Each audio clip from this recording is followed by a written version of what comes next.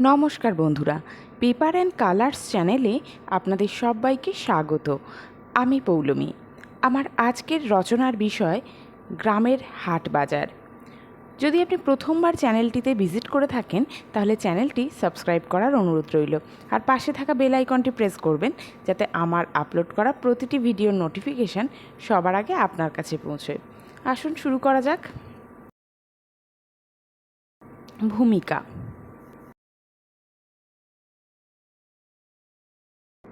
হাট বসেছে শুক্রবারে বকশীগঞ্জে পদ্মাপাড়ে।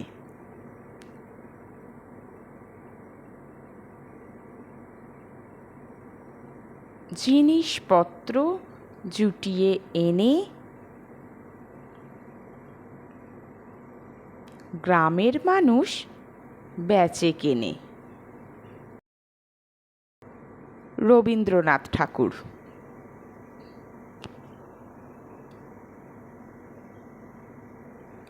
হাট কবিতার লাইনগুলিতে রবি ঠাকুর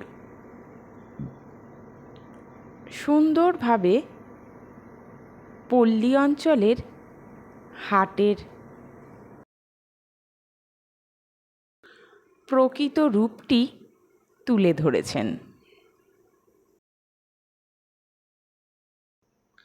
গ্রাম বাংলায় কৃষি পণ্য বিক্রি করার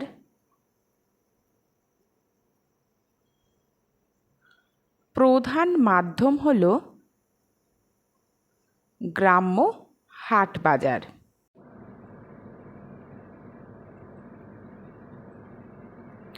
তাই গ্রাম জীবনের একটি অপরিহার্য উপাদান হল হাট। গ্রাম্য বাজার থেকে মানুষ তাদের নিত্য প্রয়োজনীয়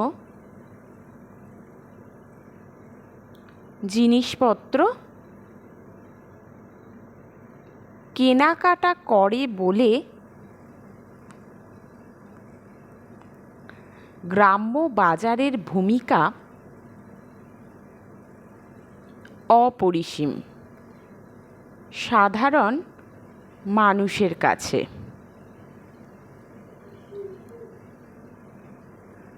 মানুষ শুধু বাজার হাট থেকে বেচা কেনা করে তা নয়, বরং গ্রাম্য বাজার হল গ্রামের মানুষের মিলন মেলা।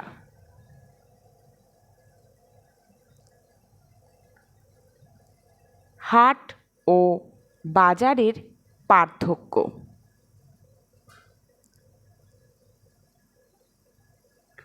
হাট বাজার এই সমাসবদ্ধ শব্দ প্রায় একই অর্থে ব্যবহৃত হলেও হাট ও বাজারের বৈশিষ্ট্য কিছুটা ভিন্ন। যেসব জায়গায় সপ্তাহে একদিন বা 2 দিন পণ্য সামগ্রী বেচা কেনার জন্য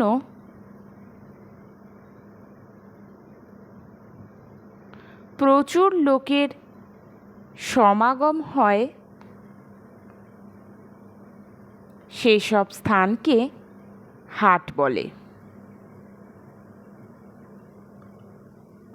আর যেসব স্থানে প্রতিদিন দোকান বসে কিংবা যেসব স্থানে স্থায়ীভাবে অনেক ছোট বড় দোকান আছে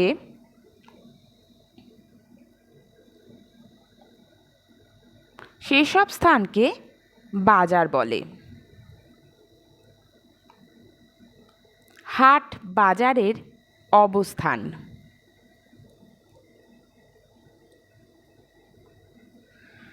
দুই বা একটি গ্রাম নিয়ে বাজার বসলেও হাট বসে বেশ কয়েকটি গ্রাম নিয়ে। বেশ কয়েকটি গ্রামের মাঝখানে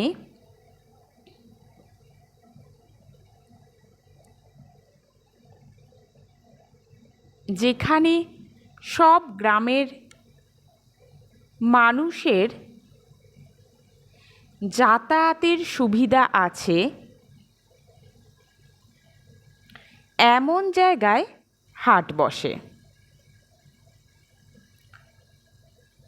সাধারণত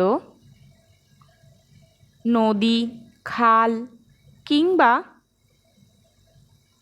সড়কপথ বা রেলপথে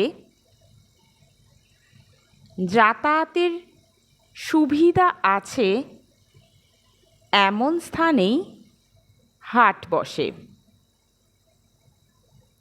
অনেক সময় দেখা যায়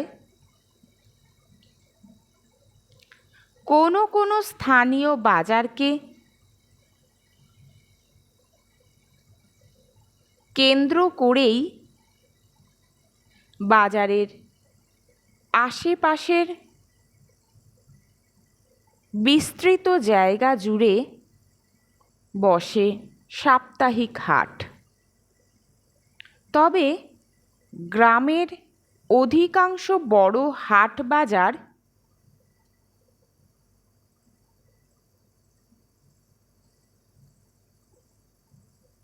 নদীর তীরবর্তী উন্মুক্ত স্থানে, যেখানে একাধিক প্রাচীন বৃক্ষরাজি পরিবেষ্টিত বিস্তীর্ণ মাঠ অবস্থিত, সেই স্থানেই গ্রাম বাংলার প্রাচীন ঐতিহ্য গ্রামের হাট বসে। দোকানঘরের প্রকারভেদ। একটি গ্রাম্য বাজারে দুই ধরনের দোকানঘর থাকে।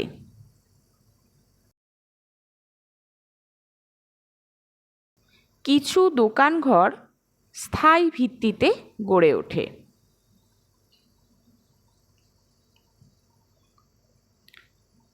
যেগুলি সারা বছর বাজারে থাকে।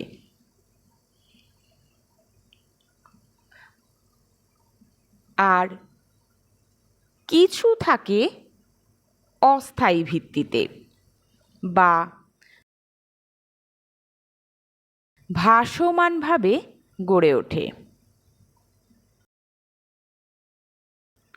কখনো দেখা যায় খোলা আকাশের নিচে চাদর বিছিয়ে দোকানিরা তাদের পণ্য সম্ভার সাজিয়ে নিয়ে বসে পড়ে। আবার অনেকে মাথার উপর একটা ছাউনি বানিয়ে নেয় রোদ বৃষ্টির হাত থেকে রক্ষার জন্য। হাটের বর্ণনা। গ্রামের সাধারণ মানুষের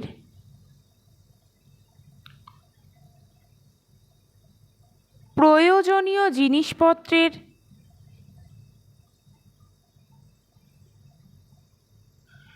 পসরা নিয়েই হাট বসে।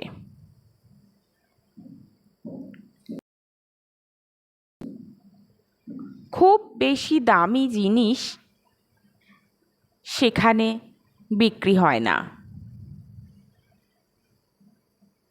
সাধারণত কৃষিজীবী, মৎস্যজীবী এবং ক্ষুদ্র কুটির শিল্পী, তাঁত শিল্পীদের সাধারণ পণ্য সামগ্রী নিয়েই হাট বসে। কিন্তু মানুষের নিত্য প্রয়োজনীয় সামগ্রী যেমন সবজি, ফলমূল, মাছ, দুধ, মুদিখানার সামগ্রী ইত্যাদি বিক্রয়ের জন্য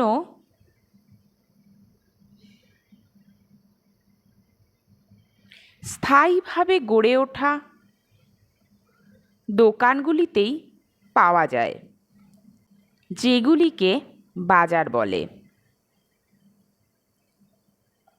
বাজার প্রতিদিন সকাল থেকেই খুলে যায়,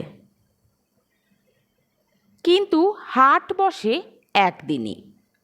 যেদিন হাটবার থাকে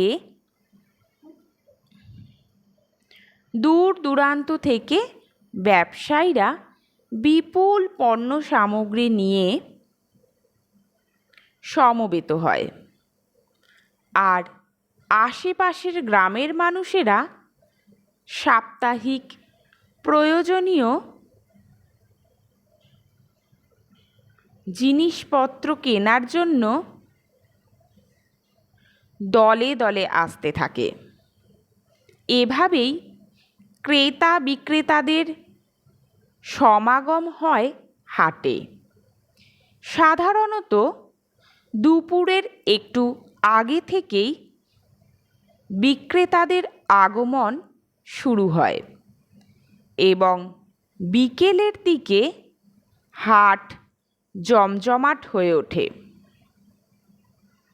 নানান ধরনের পণ্য সামগ্রীতে পরিপূর্ণ হয়ে ওঠে হাট।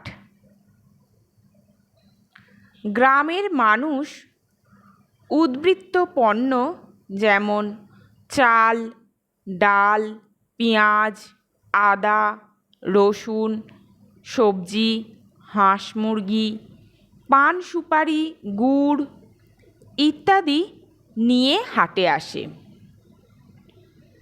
এসব বিক্রি করে অন্যান্য প্রয়োজনীয় সামগ্রী কিনে নেয়।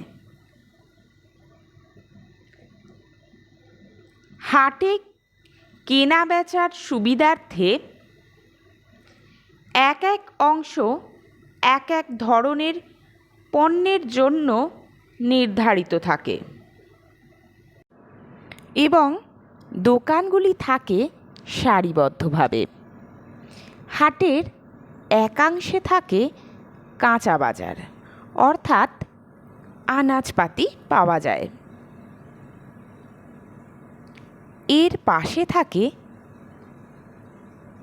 মাছের এবং হাঁস মুরগির দোকান। অন্য অংশে থাকে চাল, ডাল, মুদিখানার সামগ্রী এবং অপর অংশে থাকে জামা কাপড়, গামছা, লুঙ্গি সহ ছেলে মেয়ে বাচ্চাদের স্বল্প মূল্যের পোশাকের দোকান। এছাড়াও থাকে কামার, ছুতোরের তৈরি জিনিসপত্র যেমন দা, কুড়াল, খুন্তি, হাতা, কাস্তে, বেলুন চাকি, কলসি, হাঁড়ি, ধামা, কুলো। এছাড়া প্লাস্টিকের দ্রব্যাদি, বালতি, গামলা, ঝুড়ি ইত্যাদি পাওয়া যায়।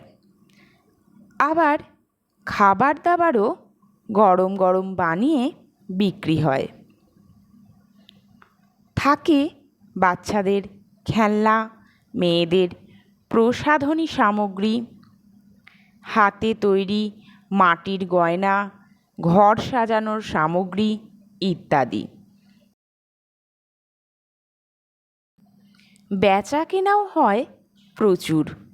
সন্ধ্যার পর বিক্রেতারা দোকান গুছিয়ে চলে যায় যে যার গন্তব্যে।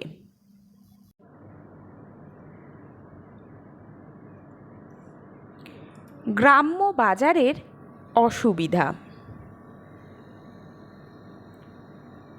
গ্রামের বাজারের বা হাটের কিছু অসুবিধা রয়েছে।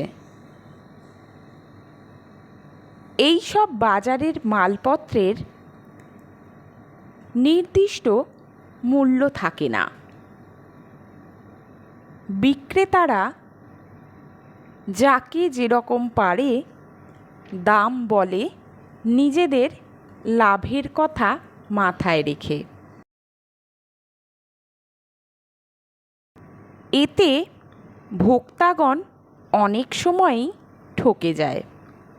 এছাড়া হাটের ভিড়ের মাঝে বেছে নিতে গিয়ে অনেক সময়ই ছেঁড়া ফাটা বা ভাঙা জিনিসই বিক্রি করে দেয় বিক্রেতারা, এবং ক্রেতারা সেগুলি পয়সা দিয়ে কিনে নিয়ে আসে।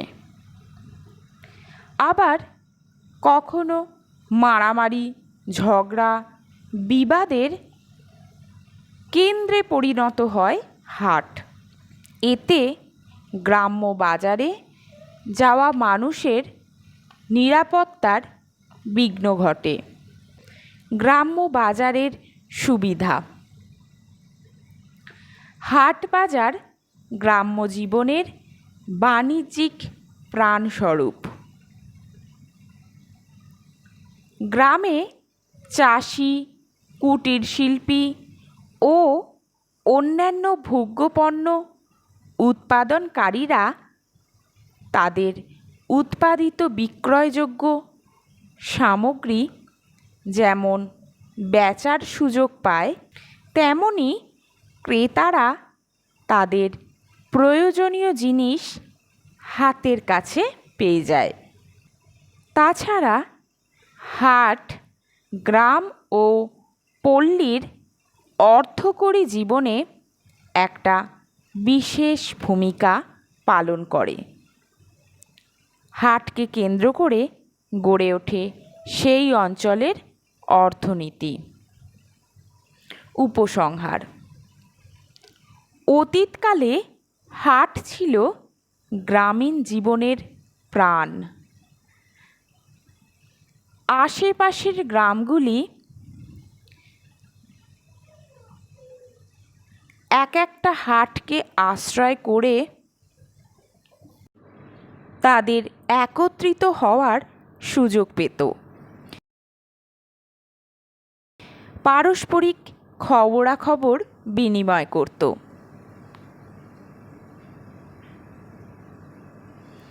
এখনও হাটের সে ভূমিকা শেষ হয়ে যায়নি। তাই আজও হাটগুলির প্রয়োজন আছে। যতই শপিং মল বা অনলাইন শপিংয়ের মতো আধুনিকতা আসুক না কেন, মধ্যবিত্ত সাধারণ খেটে খাওয়া মানুষদের জন্য হাট গ্রাম বাংলার জনজীবনের অর্থনীতির প্রাণকেন্দ্র। তাই গ্রামের উন্নতি বা গ্রামের মানুষের উন্নতির কথা ভেবে হাটের বাজারের উন্নতির দিকে সরকারের নজর দেওয়া দরকার।